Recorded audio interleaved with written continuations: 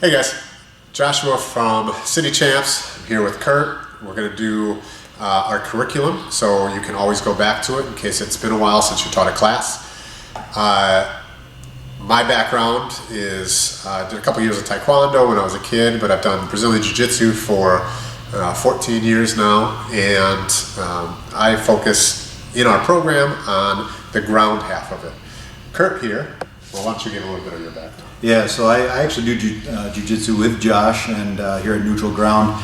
But before that, I as well did Taekwondo when I was a kid, and then did some Shorin-ryu, which is Okinawan karate, moved into Muay Thai, and then Krav Maga, which is more self-defense. So I'm more the stand-up type arts, but we kind of work together to bring the whole program together. Yeah, the program, realistically what we're trying to do is work with the kids, give them an avenue that martial arts, that it might be for them. Just kind of crack the door open so they can walk through, check out to see if martial arts is good for them.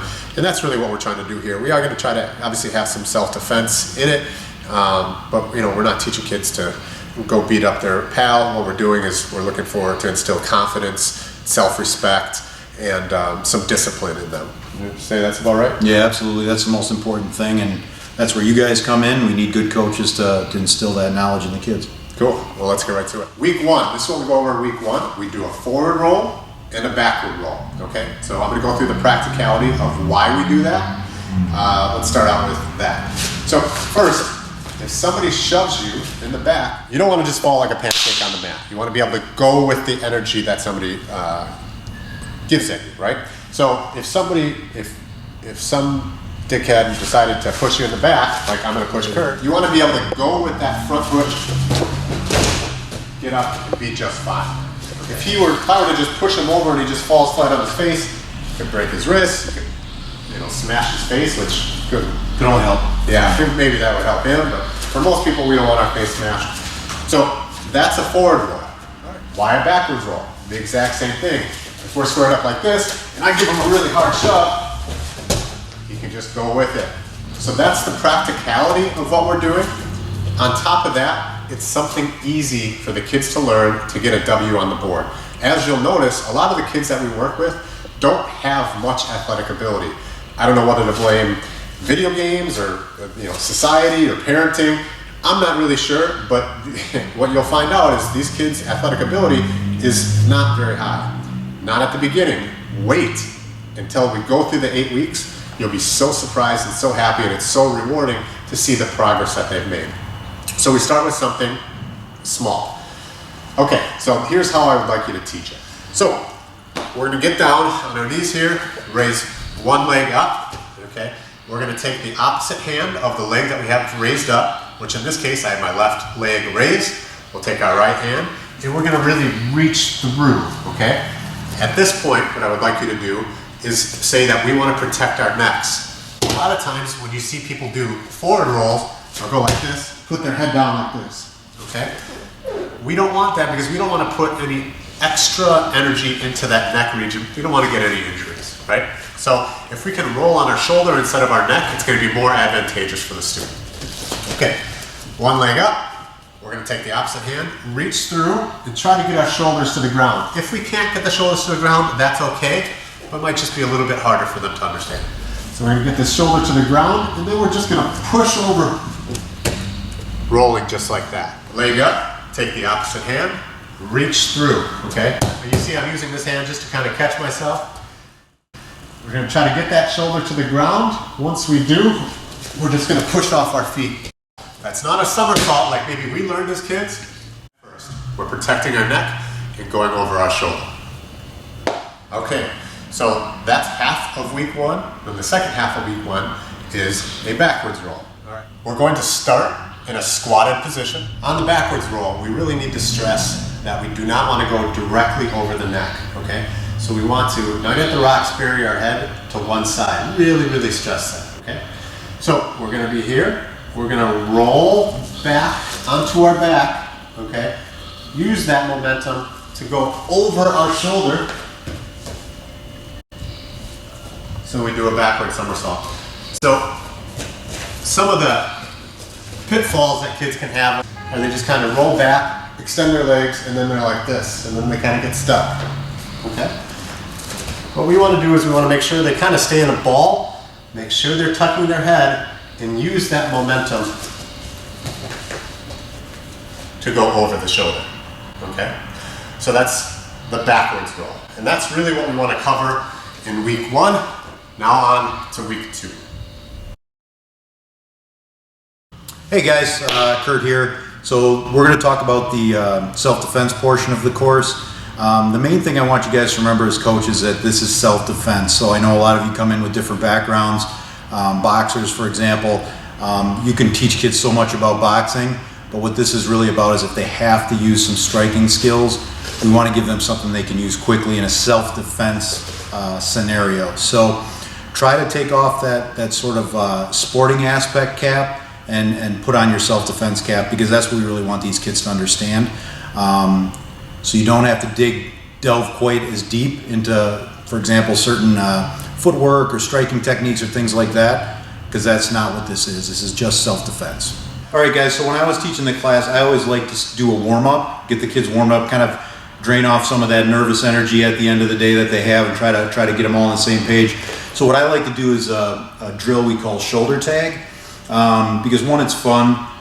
Number 2, it's actually going to kind of tie into some of the things they're going to be learning.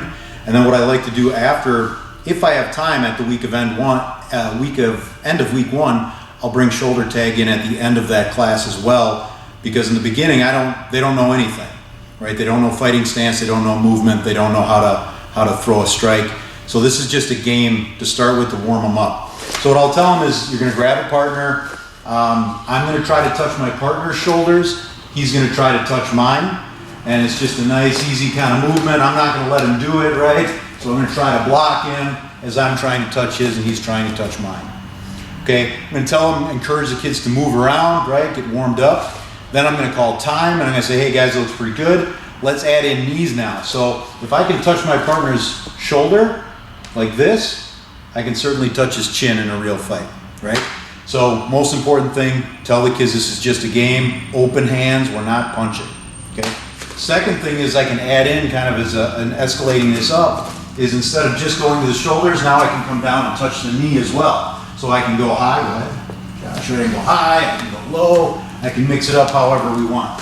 And the whole time I'm going to be encouraging these kids to move around, right? Don't stay in one place.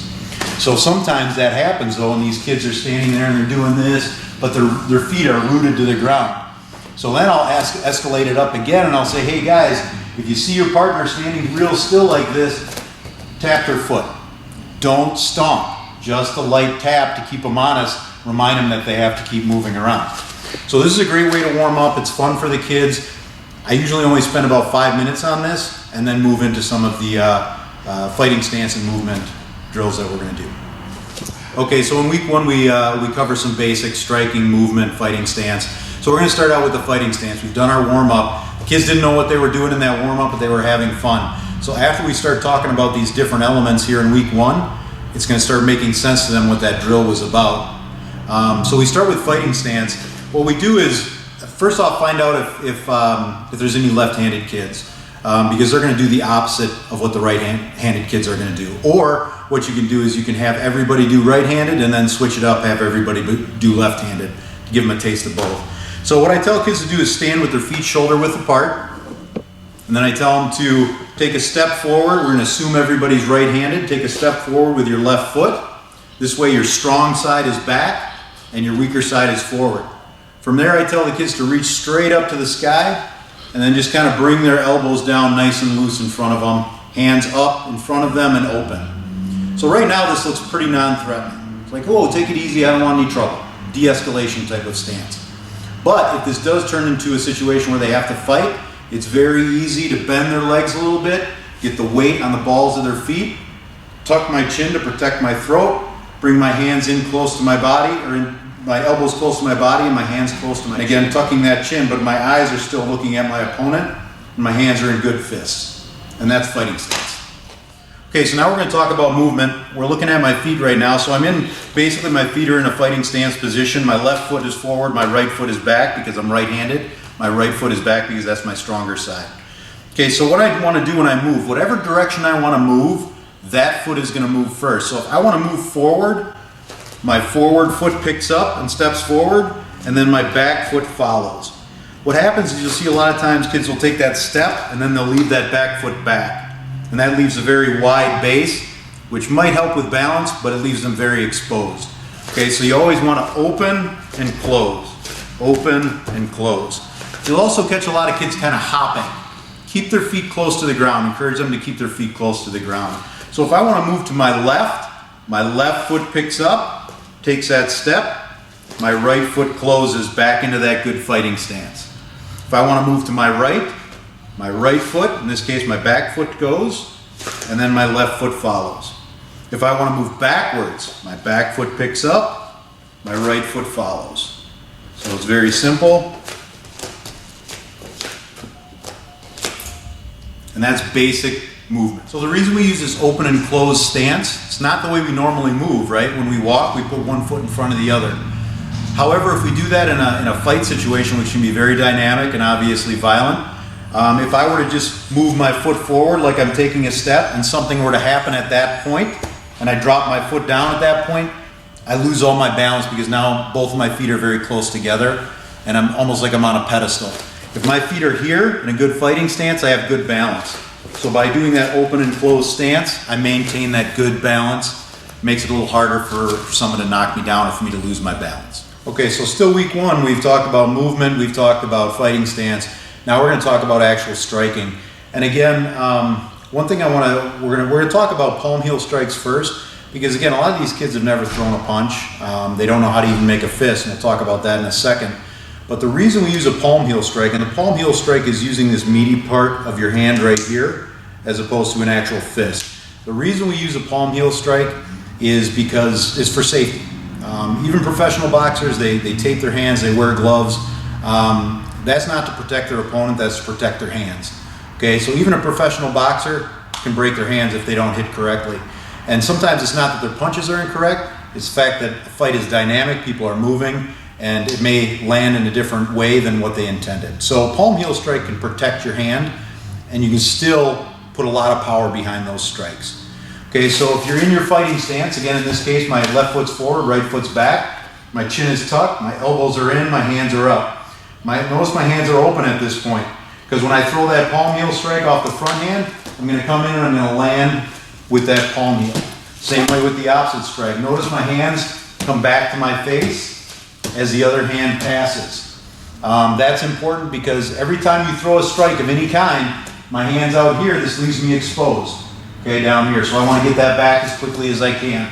So I always use an analogy. I tell kids, pretend this thing is a trampoline. As soon as you hit it, it bounces right back to protect yourself, okay? The other thing I want to talk about too is your hips. All your power comes from your hips when it comes to striking and when it comes to jiu-jitsu too, right? Power is in your hips, it's in your core.